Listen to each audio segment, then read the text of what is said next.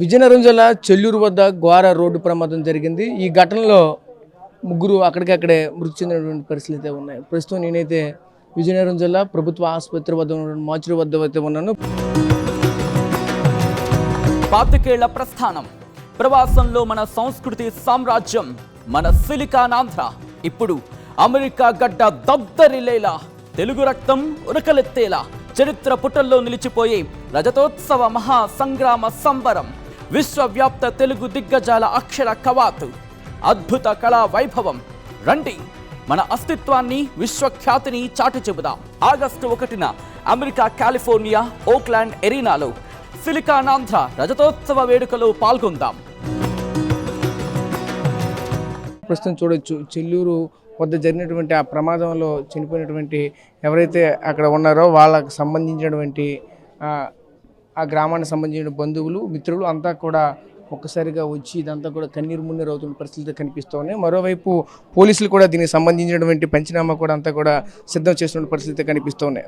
వివరాల్లోకి వెళ్ళి చూస్తే విశాఖ జిల్లా పద్మనాభం మండలం సంబంధించినటువంటి బొత్సపేటకు సంబంధించినటువంటి ఆ వ్యక్తులకైతే గుర్తించారు. ప్రస్తుతం చూస్తే ఒరిస్సాలో ఉన్నటువంటి రాయగడ ప్రాంతానికి సంబంధించినటువంటి ప్రముఖ ఆలయంగా ఉన్నటువంటి మజ్జిగరమ్మ ఆలయానికి వెళ్తున్నటువంటి తరుణంలో ఈ ప్రమాదం జరిగిందంటూ కూడా చెప్తూ ఉన్నారు. చెల్లూరు వద్ద ఉన్నటువంటి ఆగి ఉన్నటువంటి ఆ బొలెరో వెహికల్ని అక్కడ ఉన్నటువంటి వెనక నుంచి వచ్చినటువంటి గుర్తు తెలియనటువంటి ఒక లారీ గుర్తిందంటూ కూడా చెప్తూ ఉన్నారు. ఆ గుద్దడంతో అక్కడికక్కడే ముగ్గురు వ్యక్తి అయితే ప్రాణాలు కోల్పోయారు.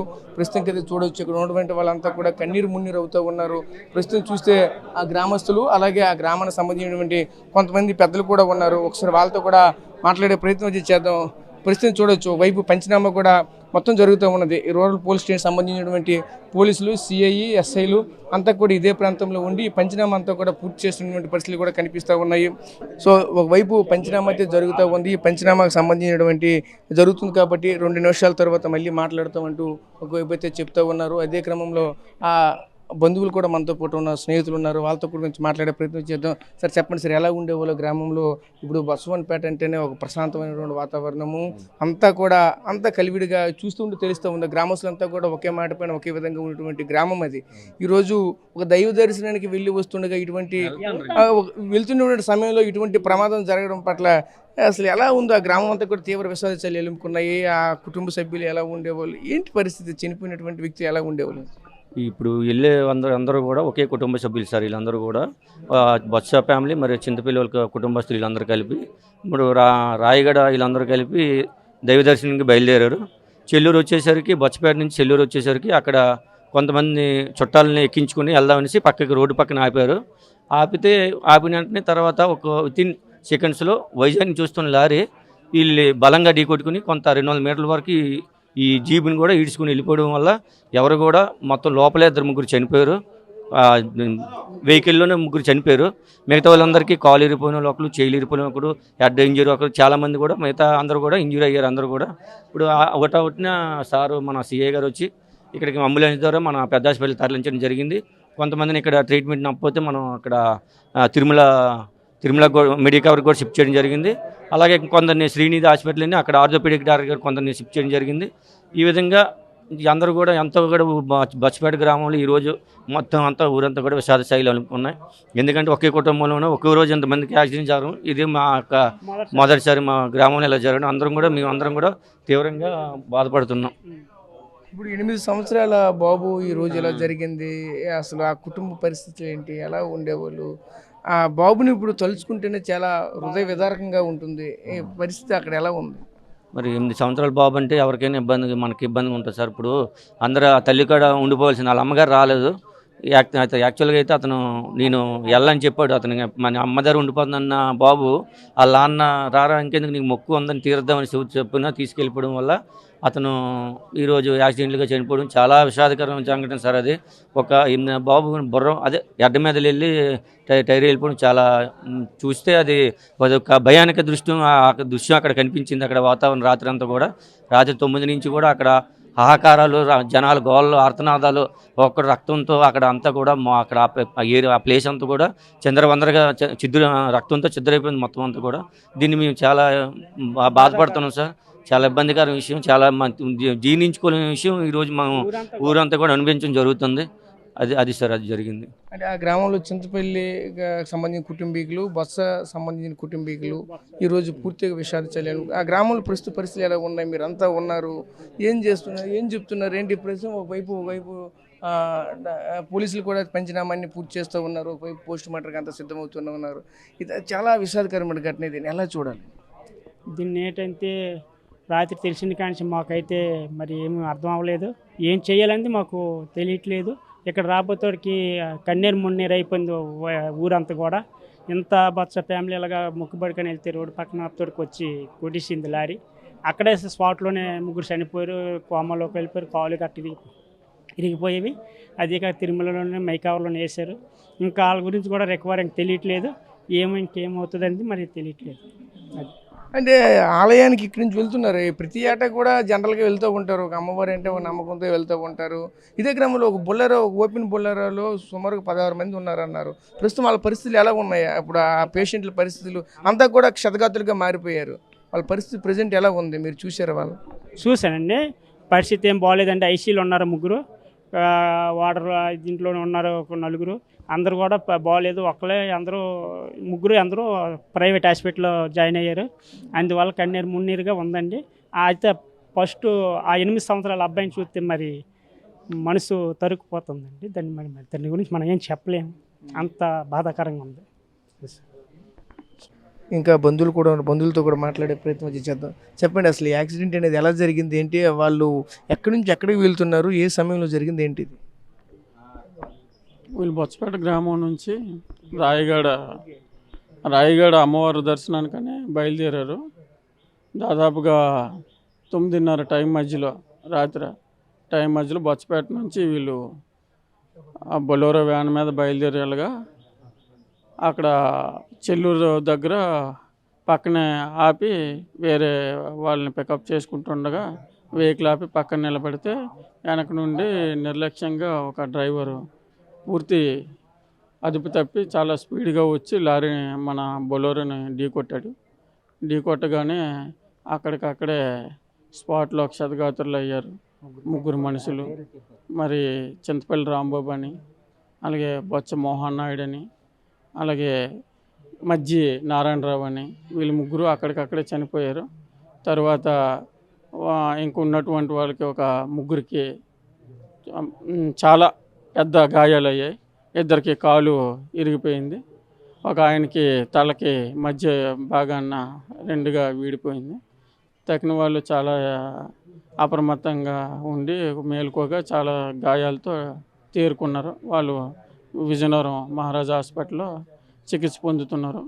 వీళ్ళు ముగ్గురు చనిపోయారు. తగిన ఉన్నటువంటి వాళ్ళు వేరే హాస్పిటల్లో అప్పటికప్పుడు ఎమర్జెన్సీలో తీసుకొని వాళ్ళకి చికిత్స అందించడం జరుగుతుంది. అంటే ఇప్పుడు ప్రస్తుతం ముగ్గురు చనిపోయారు. వాళ్ళ పరిస్థితి అంటే వాళ్ళ కుటుంబ నేపథ్యం ఏంటి, ఎలా ఉండేవాళ్ళు, ప్రస్తుతం వాళ్ళకి ప్రభుత్వం నుంచి ఏం కావాలా, లేదంటే ఇప్పుడు లారీ డ్రైవర్కి సంబంధించి కానీ పోలీసులు ఎటువంటి చర్యలు తీసుకోవాలంటున్నారు ఏంటి?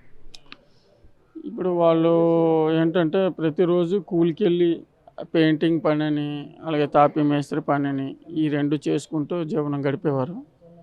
ఈరోజు అనుకోకుండా ప్రమాదవశాత్తు జరిగింది. ఆ లారీ డ్రైవర్ నిర్లక్ష్యంతో జరిగినందు ఆ కుటుంబానికి చాలా తీరని లోటు జరిగింది. దీన్ని చాలా బాధాకరంగా అసలు ఆ గ్రామానికి విషాద ఛాయలు అల్లుకున్నాయి. ఏం మాట్లాడాలో అర్థం కాక రాత్రి కానుండి మేము చాలా ఇబ్బందికరంగా ఇక్కడ పడిగాపులు కాస్తున్నాం.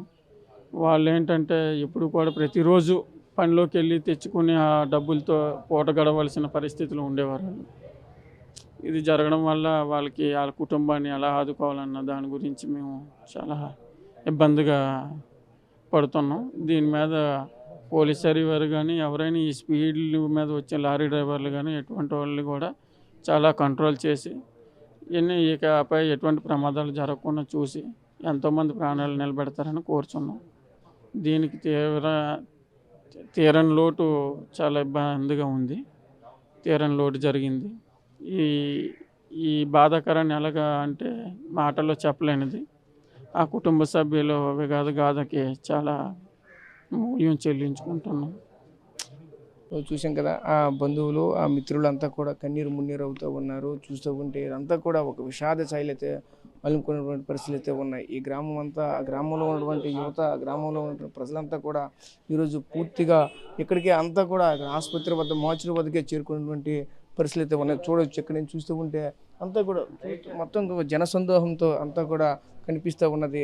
భారీ ఎత్తున జనాలు కూడా ఈ ప్రాంతానికి అయితే చేరుకున్నారు. ఇప్పుడు లేని విధంగా ఈరోజు ఒక మృత్యువు అయితే ఒక లారీ రూపంలో వచ్చి ఆ కుటుంబ సభ్యులను, అలాగే ఒక 8 సంవత్సరాల బాలుడు, అభం శుభం తెలియనటువంటి బాలుని కూడా ఈరోజు ఆ మృత్యువడిలో తీసుకెళ్ళిపోయిందంటూ కూడా ఆ గ్రామస్తులు కూడా మనతో పాటు చెప్పుకొస్తున్న పరిస్థితి కనిపిస్తున్నాయి. అది తెలుసుకుంటూనే పూర్తిగా హృదయ విదారకంగా ఉందంటూ కూడా చెప్తూ ఉన్నారు. చూడొచ్చు ఆ గ్రామస్తులంతా కూడా ఈ జనరల్గా పల్లెమర్స్క్ అనేది జనరల్గా ఎవరైనా వస్తూ ఉంటారు, కానీ ఈరోజు ఆ గ్రామం అంతా కూడా పూర్తిగా విషాద శైలు అలుముకున్నటువంటి నేపథ్యం అయితే ఉంది. చూడొచ్చు ఇక్కడ ఆ గ్రామంలో ఉన్నటువంటి యువత కావచ్చు, పెద్దలు కావచ్చు, అంతా కూడా ఈ ప్రాంతానికి అయితే చేరుకున్నారు. ఈ ఇక్కడ మార్చురీ దగ్గరికి అయితే చేరుకున్నారు.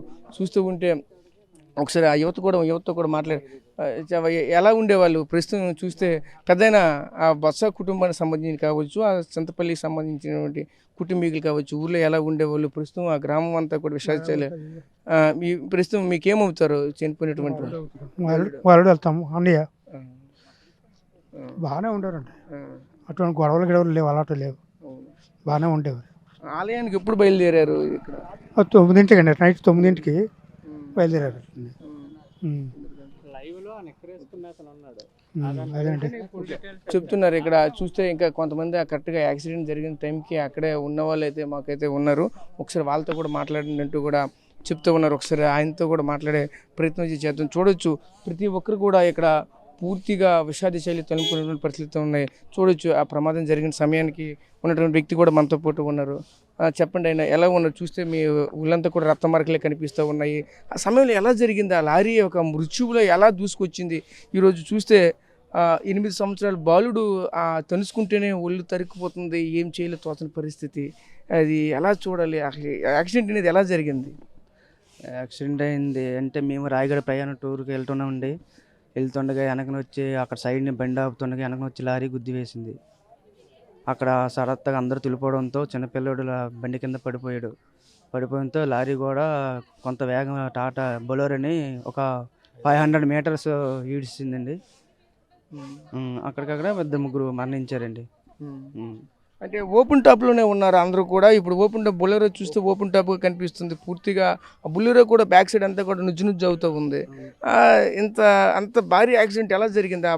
ఎంత స్పీడ్లో వచ్చాడు ఆ లారీ వాడు సుమారుగా 200 స్పీడ్లో వచ్చాడండి.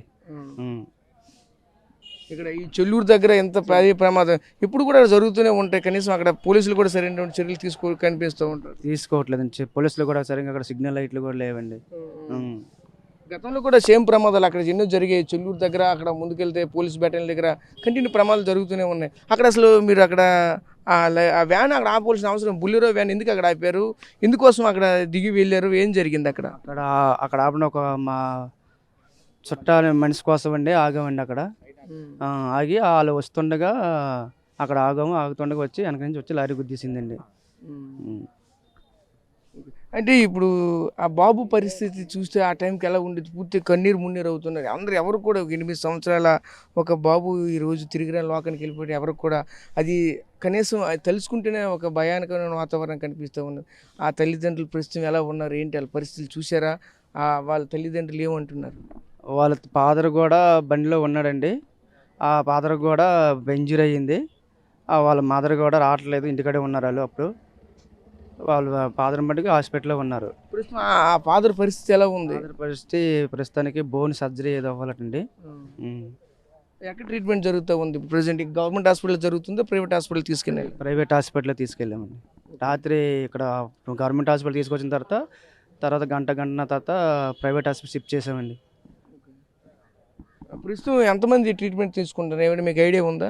15 మంది ట్రీట్మెంట్ తీసుకుంటున్నామండి.